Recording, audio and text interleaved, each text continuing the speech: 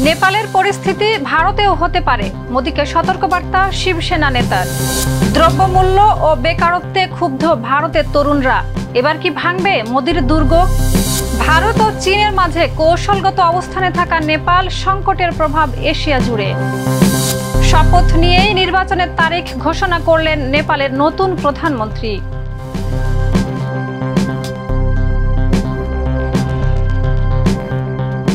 দর্শক, আমন্ত্রণ মাই TV I নিউজে। এতক্ষণ দেখছিলেন শিরোনাম, সাথে আছে আমি শাহিদা রুবি। নায়াসিনামাইড ও স্যালিসাইলিক সমৃদ্ধ লিলি ফেস ওয়াশ, যা ফেসের ডেড স্কিন সেল দূর করে দেয় দ্বিগুণ ফাস্টার ব্রাইটেনিং।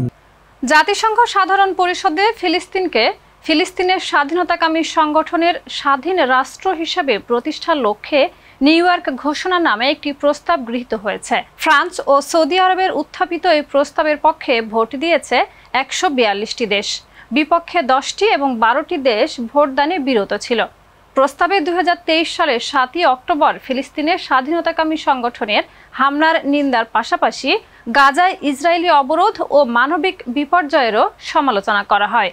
একই সঙ্গে দুই রাষ্ট্র সমাধানের জন্য নির্দিষ্ট সময়সীমার মধ্যে কার্যকর পদক্ষেপ গ্রহণ এবং গাজায় সংঘাত নিরসনে আন্তর্জাতিক সম্প্রদায়কে সক্রিয় হওয়ার আহ্বান জানানো হয়। প্রস্তাবটি ইসরায়েল প্রত্যাখ্যান করলেও ফিলিস্তিনের স্বাধীনতাকামী সংগঠন একে দ্বিরাষ্ট্র সমাধানের পথে অগ্রগতি হিসেবে স্বাগত জানিয়েছে। জাতিসংঘ জানিয়েছে তারা এ ঘোষণার বাস্তবায়নের দৃঢ় প্রতিজ্ঞ এবং সকল সদস্য রাষ্ট্রকে একসঙ্গে কাজ করার আহ্বান জানিয়েছে।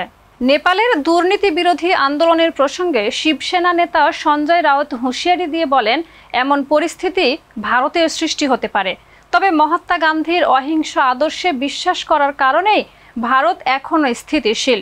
রাউত পররাষ্ট্রনীতির সমালোচনা করে বলেন, নেপাল একসময় ভারতকে বড় ভাই ভাবত, কিন্তু সংকটে পাশে দাঁড়ায়নি, এটা ব্যর্থতা। তিনি মোদীকেও কটাক্ষ করে বলেন, আপনার সরকার গান্ধীর আদর্শের জোরেই টিকে আছে। বিস্তারিত ডেস্ক রিপোর্টে। নেপালের দুর্নীতি, একনায়কতন্ত্র ও স্বজনপ্রীতির বিরুদ্ধে যে আগুন জ্বলে উঠেছে সেটি ভারতও হতে পারে, আর এমন সতর্কতা দিয়েছে শিবসেনা সাংসদ সঞ্জয় রাউত। তবে ভারতে এখনো কোনো সহিংসতা হয়নি, কারণ এখানে মানুষ মহাত্মা গান্ধীর অহিংস আদর্শে বিশ্বাস করে বলে উল্লেখ করেন তিনি। তিনি বলেন, যদি নেপালের মতো স্বপুলিঙ্গ ভারতে ছড়িয়ে পড়ে তাহলে এখানকার মানুষ গান্ধীর পথে চলে বলেই কোনো সহিংসতা হচ্ছে না। মোদিজি গান্ধীজিকে যতই অপমান করুক, আপনার সরকার টিকে আছে তার আদর্শের কারণেই। রাউতের মতে, দেশে যখন 80 কোটি মানুষকে রেশন দিতে হয় তখন বোঝা যায় দারিদ্র্য কতটা গভীর। তিনি বলেন, ভারতের টাকা বিদেশে যাচ্ছে, কেউ দুবাইতে, কেউ সিঙ্গাপুরে, কেউ ক্রিকেট বোর্ডের চেয়ারম্যান হয়ে বসে আছে। পররাষ্ট্রনীতির সমালোচনাও করেন তিনি, বলেন, নেপাল একসময় ভারতকে বড় ভাই মনে করত, কিন্তু সংকটে ভারতের সহানুভূতি মেলেনি, যা পররাষ্ট্রনীতির ব্যর্থতা। তিনি আরো বলেন, দেশের তরুণরা আজ চুপচাপ, কিন্তু সমস্যার শেষ নেই। বেকারত্ব, দুর্নীতি, বৈষম্য সবই বাড়ছে। দক্ষিণ এশিয়ায় দীর্ঘদিন ক্ষমতায় থাকা সরকারগুলো পতনের মুখে।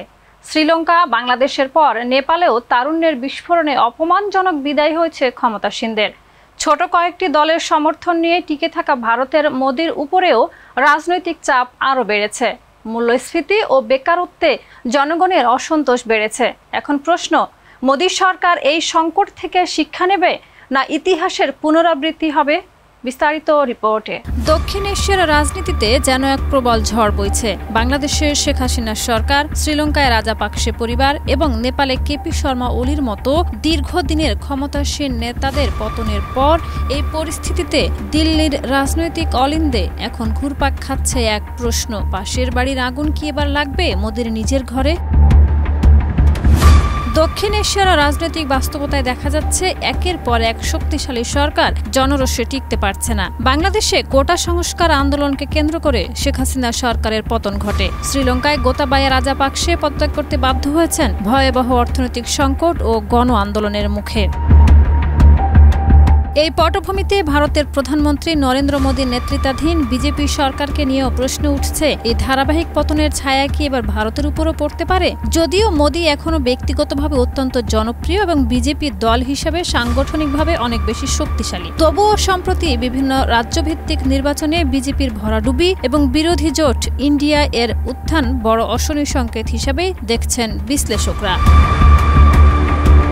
ভারতের মধ্যবিত্ত এবং তরুণ প্রজন্মের একটি অংশ এখন মূল্যস্ফীতি, কর্মসংস্থান এবং নাগরিক অধিকার ইস্যুতে সরকারের নীতির প্রতি প্রশ্ন তুলছে।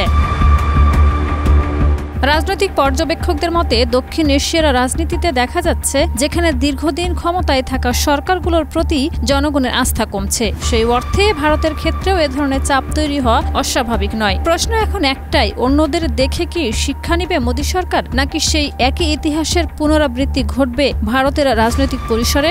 সময়ই বলে দিবে তার উত্তর। Shahida Ruby, MyTV. নেপালের প্রধানমন্ত্রী কেপি শর্মা ওলির পদত্যাগের পর রাজনৈতিক অস্থিরতা তৈরি হয়েছে, যা কেবল দেশটির অভ্যন্তরে নয়, পুরো এশিয়ায় প্রভাব ফেলতে পারে।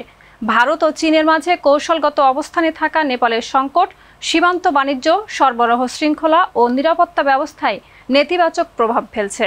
চীনের প্রভাব বাড়ায় শঙ্কায় ভারত উদ্বিগ্ন। আর দীর্ঘমেয়াদে এই অস্থিরতা বাংলাদেশ, ভুটান ও শ্রীলঙ্কার মতো দেশগুলোকেও প্রভাবিত করতে পারে।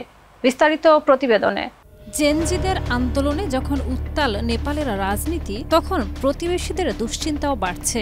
আশঙ্কা করা হচ্ছে আন্দোলনের ঢেউ কি আছড়ে পড়বে দক্ষিণ এশিয়ায়। নেপাল বর্তমানে চরম রাজনৈতিক অস্থিরতার মধ্য দিয়ে যাচ্ছে। প্রধানমন্ত্রী কেপি শর্মা ওলির পদত্যাগের পর দেশ জুড়ে উত্তেজনা ছড়িয়ে পড়েছে। এই সংকট কেবল নেপালের অভ্যন্তরীণ বিষয় নয়, বরং গোটা দক্ষিণ এশিয়ার জন্য উদ্বেগজনক।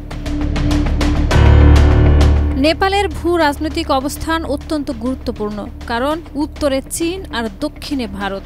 এই দুই আঞ্চলিক পরাশক্তির মাঝে থাকা নেপাল কৌশলগত দিক থেকে অত্যন্ত সংবেদনশীল। রাজনৈতিক অস্থিরতা সীমান্ত বাণিজ্যে প্রভাব ফেলছে, বিশেষ করে ভারতের সঙ্গে নিত্য প্রয়োজনীয় পণ্য ও জ্বালানির সরবরাহ ব্যাহত হওয়ার আশঙ্কা দেখা দিয়েছে।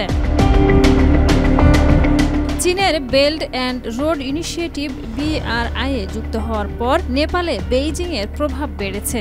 বর্তমান অস্থিরতা যদি দীর্ঘস্থায়ী হয়, তবে ভারতের প্রভাব কমে গিয়ে চীনের ভূমিকা আরও বাড়তে পারে।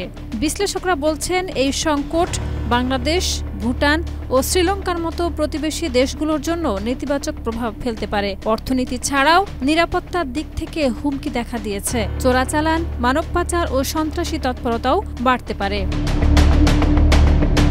সব মিলিয়ে নেপালের রাজনৈতিক অস্থিরতা এখন একটি আঞ্চলিক সংকটে রূপ নিতে পারে, যার প্রভাব পড়বে অর্থনীতি, বাণিজ্য এবং নিরাপত্তা তিন ক্ষেত্রেই। বিশ্বে প্রথমবারের মতো কৃত্রিম বুদ্ধিমত্তা ভিত্তিক AI মানবীকে মন্ত্রী হিসেবে নিয়োগ দিয়েছে আলবেনিয়া। দিয়েল্লা নামের AI মন্ত্রীর কাজ হবে সরকারি দরপত্র ক্রয় ও ব্যয়ের উপরে নজরদারি করা এবং দুর্নীতি প্রতিরোধ করা। প্রধানমন্ত্রী এদি রামা জানান, দিয়েল্লা নিরপেক্ষ ও দুর্নীতিমুক্ত থাকবে, কারণ তার কোনো ব্যক্তিগত স্বার্থ নেই। ইউরোপীয় ইউনিয়নে যোগ দিতে মরিয়া আলবেনিয়া দুর্নীতি নিয়ন্ত্রণেই এই উদ্যোগ নিয়েছে, তবে বিরোধীরা একে রাজনৈতিক নাটক বলে সমালোচনা করেছে। বিস্তারিত ডেস্ক রিপোর্টে। আলবেনিয়া বিশ্বের প্রথম দেশ হিসেবে কৃত্রিম বুদ্ধিমত্তা AI-কে রাষ্ট্রীয় মন্ত্রী হিসেবে দায়িত্ব দিয়েছে। আর এই সিদ্ধান্ত ঘিরে শুরু হয়েছে বিতর্ক। AI কি মানব নেতৃত্বের বিকল্প হতে পারে? কেউ বলছেন এটি প্রযুক্তি নির্ভর রাষ্ট্রের ভবিষ্যৎ, আবার কেউ আশঙ্কা প্রকাশ করছেন মানবিক মূল্যবোধ হারানোর। ইউরোপের বলকান অঞ্চলের দেশ আলবেনিয়া AI মানবীকে মন্ত্রী হিসেবে নিয়োগ দিয়েছে। AI মন্ত্রীর নাম দেওয়া হয়েছে দিয়েল্লা, যার অর্থ সূর্য। প্রধানমন্ত্রী এদি রামা জানান, দিয়েল্লা মূলত সরকারি প্রকল্পে দরপত্র ক্রয় ও ব্যয়ের উপরে নজরদারি করবে এবং দুর্নীতি রোধে ভূমিকা রাখবে। আলবেনিয়া বহুদিন ধরে ইউরোপীয় ইউনিয়নের সদস্য হতে চাচ্ছে, কিন্তু দুর্নীতি বড় বাধা। এই সমস্যা মোকাবেলায় AI মন্ত্রী নিয়োগকে গুরুত্বপূর্ণ পদক্ষেপ হিসেবে দেখা হচ্ছে। প্রধানমন্ত্রী বলেন, দিয়েল্লার একমাত্র প্রয়োজন বিদ্যুৎ, সে দুর্নীতিতে জড়ানোর সুযোগই পাবে না। তবে বিরোধী দল এই উদ্যোগকে রাজনৈতিক নাটক বলে আখ্যা দিয়েছে। ডেমোক্রেটিক পার্টির নেতা গাজামেন্দো বারোধি এটিকে আরেকটি হাস্যকর সিদ্ধান্ত বলেও মন্তব্য করেছেন। তবে সমালোচনার মধ্যেও এই উদ্যোগ প্রযুক্তি নির্ভর প্রশাসনের নতুন দিক খুলে দিতে পারে বলে আশা করা হচ্ছে। এখন দেখার বিষয়, দিয়েল্লা আলবেনিয়ার দুর্নীতিগ্রস্ত ব্যবস্থায় সত্যিকারের পরিবর্তন আনতে পারে কিনা। Shahida Ruby, MyTV. নেপালের প্রথম নারী অন্তর্বর্তী প্রধানমন্ত্রী হিসেবে শপথ নিয়েছেন সাবেক প্রধান বিচারপতি সুশীলা কার্কি। 12 সেপ্টেম্বর রাতে রাষ্ট্রপতি রামচন্দ্র পৌডেল তাকে শপথ পড়ান। 73 বছর বয়সী কার্কি দায়িত্ব নিয়েই 5 মার্চ সাধারণ নির্বাচনের ঘোষণা দিয়েছেন। সংকটকালীন ঐক্যমত্যে গঠিত এই সরকারের লক্ষ্য জাতীয় ঐক্য ও সংবিধান বাস্তবায়ন করা। বিস্তারিত রিপোর্টে। অবশেষে সকল জল্পনা কল্পনার অবসান ঘটিয়ে নেপালের অন্তর্বর্তী সরকারের প্রধান হিসেবে শপথ নিলেন সাবেক প্রধান বিচারপতি সুশীলা কার্কি। 12 সেপ্টেম্বর রাত 9:30টায় কাঠমান্ডুর রাষ্ট্রপতি ভবনে আয়োজিত এক অনুষ্ঠানে তাকে শপথ পড়ান রাষ্ট্রপতি রামচন্দ্র পৌডেল। সুশীলা কার্কি নেপালের ইতিহাসের প্রথম নারী প্রধানমন্ত্রী। 73 বছর বয়সী এই আইনজীবী ও বিচারপতি দেশের চরম রাজনৈতিক সংকটের মুহূর্তে দায়িত্ব নিয়ে ইতিহাস গড়লেন। বিচার বিভাগ থেকে অবসরের প্রায় 8 বছর পর প্রধানমন্ত্রী হিসেবে ফের সক্রিয় ভূমিকায় ফিরলেন তিনি। দায়িত্ব নিয়ে আগামী 5 মার্চ সাধারণ নির্বাচনের ঘোষণা দিয়েছেন অন্তর্বর্তী প্রধানমন্ত্রী কার্কি। নেপালের সংবিধানের 61 অনুচ্ছেদের আওতায় রাষ্ট্রপতি তাকে অন্তর্বর্তী সরকারের প্রধান হিসেবে নিয়োগ দেন। রাষ্ট্রপতি এ সময় বলেন, জাতীয় ঐক্য বজায় রাখা এবং সংবিধান বাস্তবায়নই হবে এ সরকারের প্রধান দায়িত্ব। প্রধানমন্ত্রীত্বের দৌড়ে সুশীলা কার্কির পাশাপাশি আলোচনায় ছিলেন বিদ্যুৎ খাতের সংস্কারে অবদান রাখা প্রকৌশলী কুলমান ঘিসিং এবং কাঠমান্ডুর জনপ্রিয় মেয়র বালেন্দ্র শাহ। তবে সব পক্ষের ঐক্যমতে শেষ পর্যন্ত সুশীলা কার্কির নামেই সম্মতি হয়। রাষ্ট্রপতি, সেনাপ্রধান এবং আন্দোলনরত রাজনৈতিক শক্তিগুলোর সম্মিলিত সমর্থনে গঠিত হয় এই অন্তর্বর্তী সরকার। সুশীলা কার্কির দায়িত্ব গ্রহণের মধ্য দিয়ে নেপাল এক নতুন ইতিহাসের দোরগোড়ায় পৌঁছালো। এখন দেখার বিষয় তার নেতৃত্বে চলমান রাজনৈতিক অস্থিরতা কতটা নিরসন হয় এবং কতটা এগিয়ে যায় নেপালের গণতান্ত্রিক অগ্রযাত্রা। দর্শক, এই ছিল আজকের মাই টিভি আই নিউজ। ধন্যবাদ এতক্ষণ সাথে থাকার জন্য।